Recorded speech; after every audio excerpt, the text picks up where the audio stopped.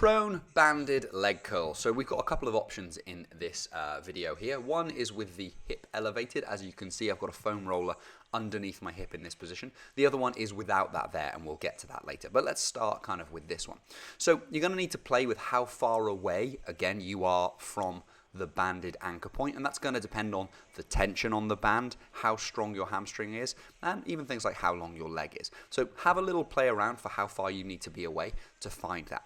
Now, I found that this movement, you only get tension on through a certain range within this before it drops off too much and it gets too hard as it pulls back. So to overcome that, what I've encouraged people to do is do some reps within the range where they can find tension till I can't get any more, and then what you're going to see me do once I start failing here is move forwards, okay? So I pull a little forwards. The band tension, in terms of how far it moves, stays in the same place, but because I'm further away, that tension is now being provided through a lower part of the range of movement. So I can now overload a little bit further down the hamstring range. And again, once I fail here, I'm just going to shimmy a little bit further up and overload the final part of the range. So I'm always treating this like 3 positions. The back or the top position, sort of third of the range, then the middle third of the range, and then finally when I can't get any more, last movement here, the bottom kind of third of the range that has some tension on it. And through that, I can really overload my hamstring through its entire range.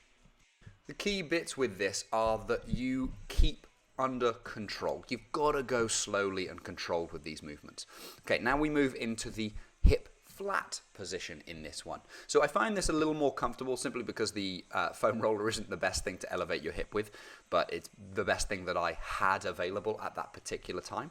Now the hamstring gets into just as short a position in this top position here, even though it doesn't look like the knee's coming as far back. That's because the hip is extended, and so the hamstrings are pushing the hips forward and flexing the knee back, and therefore it looks like the leg doesn't get back as far, but actually the hamstring is achieving just as short a length.